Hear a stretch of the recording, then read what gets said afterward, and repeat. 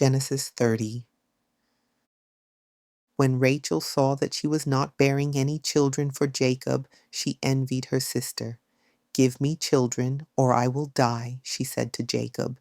Jacob became angry with Rachel and said, "Am I in the place of God, who has withheld children from you?" Then she said, "Here is my maidservant Bilhah. Sleep with her, that she may bear children for me, so that through her I too can build a family." So Rachel gave Jacob her servant Bilhah as a wife, and he slept with her, and Bilhah conceived and bore him a son. Then Rachel said, "God has vindicated me. He has heard my plea and given me a son." So she named him Dan. And Rachel's servant Bilhah conceived again and bore Jacob a second son. Then Rachel said, "In my great struggles I have wrestled with my sister and won." So she named him Naphtali. When Leah saw that she had stopped having children, she gave her servant Zilpah to Jacob as a wife, and Leah's servant Zilpah bore Jacob a son. Then Leah said, "How fortunate!" So she named him Gad. When Leah's servant Zilpah bore Jacob a second son, Leah said, "How happy I am! For the women call me happy." So she named him Asher. Now during the wheat harvest, Reuben went out and found some mandrakes in the field. When he brought them to his mother, Rachel begged Leah, "Please give me some of your son's mandrakes."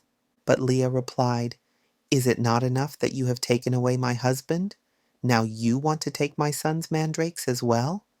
"Very well," said Rachel. "He may sleep with you tonight in exchange for your son's mandrakes." When Jacob came in from the field that evening, Leah went out to meet him and said, "You must come with me, for I have hired you with my son's mandrakes."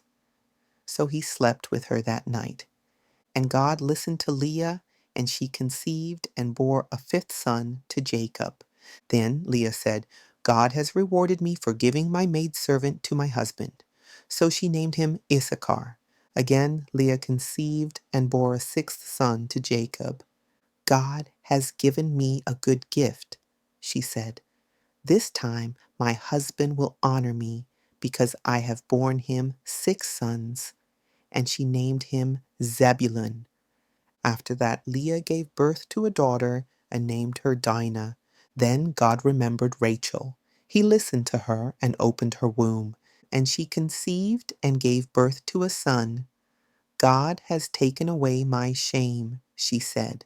She named him Joseph and said, "May the Lord add to me another son." Now after Rachel had given birth to Joseph, Jacob said to Laban, "Send me on my way, so I can return to my homeland. Give me my wives and children for whom I have served you, that I may go on my way. You know how hard I have worked for you." But Laban replied, "If I have found favor in your eyes, please stay.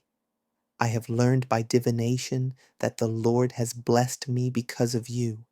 And he added, "Name your wages, and I will pay them." Then Jacob answered, "You know how I have served you, and how your livestock have thrived under my care. Indeed, you had very little before my arrival, but now your wealth has increased many times over. The Lord has blessed you wherever I set foot. But now, when may I also provide for my own household?" "What can I give you?" Laban asked. "You do not need to give me anything," Jacob replied. "If you do this one thing for me, I will keep on shepherding and keeping your flocks. Let me go through all your flocks today and remove from them every speckled or spotted sheep, every dark-colored lamb, and every spotted or speckled goat. These will be my wages. So my honesty will testify for me when you come to check on my wages in the future.